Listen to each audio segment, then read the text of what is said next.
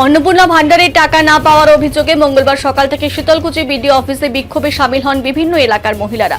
তাদের দাবি অনলাইন ও অফলাইনে সমস্ত নথি জমা দেওয়ার পরও এখনো অনেকের অ্যাকাউন্টে টাকা আসেনি। কেউ এক মাসের টাকা পেয়েছেন, কেউ বা 2 মাসের বকেয়া পাননি। বিক্ষোভ চলাকালীন এক পর্যায়ে মহিলারা শীতলকুচি মাথাভাঙ্গা রাজ্য সড়ক অবরোধ করেন। প্রায় 2 ঘন্টা যান চলাচল ব্যাহত হয়। পরে বিডিও অফিসের মূল গেটে তালা ঝুলিয়ে বিক্ষোভ চালিয়ে যান তারা। খবর পেয়ে ঘটনাস্থলে পৌঁছায় শীতলকুচি থানার পুলিশ। বিডিও মহিলাদের সঙ্গে কথা বলে বিষয়টি সমাধানে আশ্বাস দেন। অবশেষে এক সপ্তাহের মধ্যে সমস্যার সমাধানের প্রতিশ্রুতি পেয়ে প্রায় 6 ঘন্টা পর বিক্ষোভ তুলে নেন আন্দোলনকারীরা।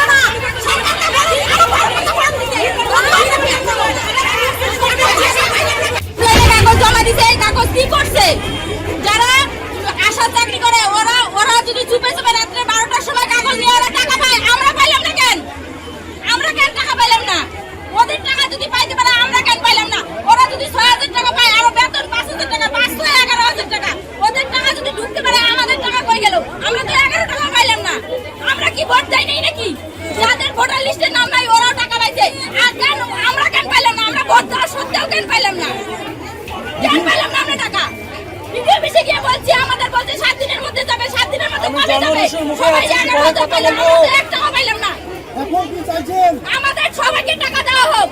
ভিডিওর সঙ্গে দেখা হলো? ভিডিও সাহেব কই? ভিডিও সাহেবের বলে শরীর ভালো না, উনি বাড়িতে এখানে নাই। জয়েন্ট ভিডিওর সঙ্গে কোন আধিকারিকের সঙ্গে কথা হয়েছে? আমার আধিকারিকের সঙ্গে বলছে 7 দিনের মধ্যে আপনার বাড়িতে যাবে টাকা ইনকোয়ারি করতে যাবে।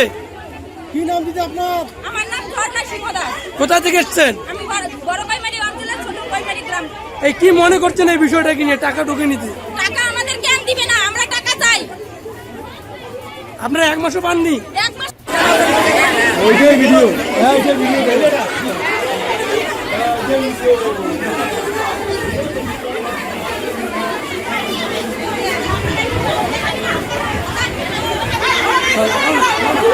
দিদি একটু সাবধান।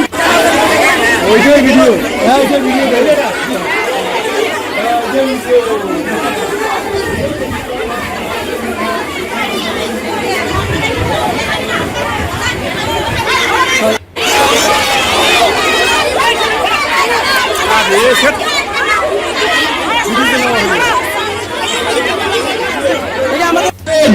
টাকা পাইনি।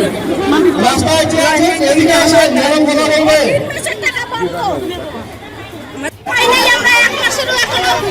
আপনারা টাকা পান নাই? আচ্ছা, কি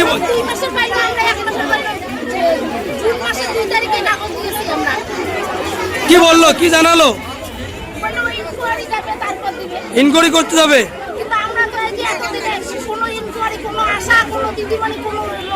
যারা টাকা পেয়েছে তাদের বাড়ি কি ইনকোয়ারি করা হয়েছে এমন আপনাদের জানা আছে?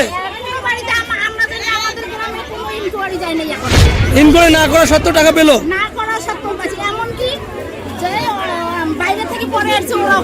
ওরাও পেয়েছে।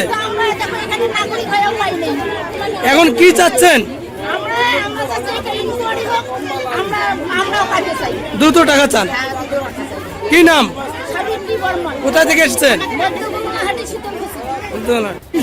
প্রথম মাসে পেয়েছি, প্রথম মাসে অফলাইনে জমা দিয়েছি, প্রথম মাসে পেয়েছি।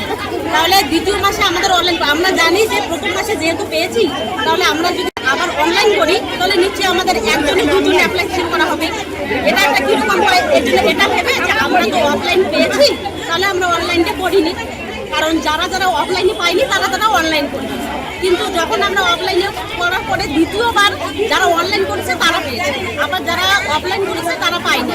তাহলে আমাদের যদি এখন আমাদের ফর্মটা রিজেক্ট দেখাচ্ছে, তাহলে আমাদের যদি ভুলই ছিল তাহলে আমরা প্রথম কিস্তিটা পাইলাম হিসেবে, আমরা প্রথম টাকাটা পাইলাম হিসেবে। যদি আমাদের ভুল থাকে তাহলে তখন কেন আমাদের এটা ঠিক ছিল? কাকে দায়ী করছেন?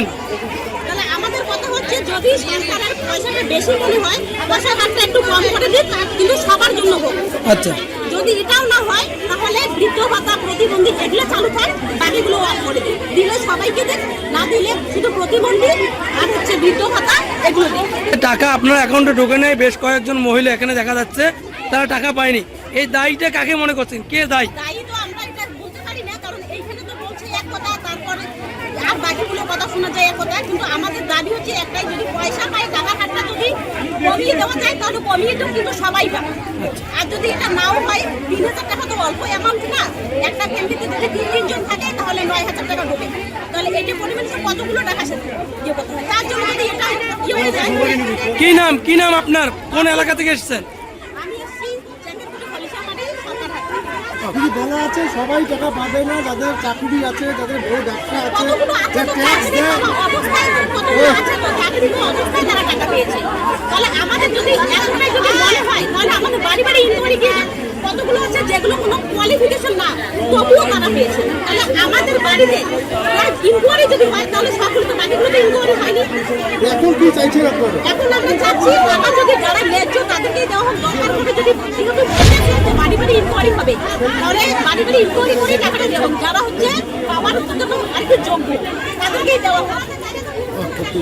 কি নাম বললেন?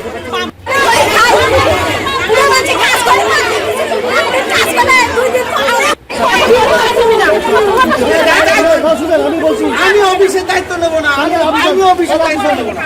ভিডিও কথা বলবো, আমরা এদিকে আসেন, এদিকে আসেন।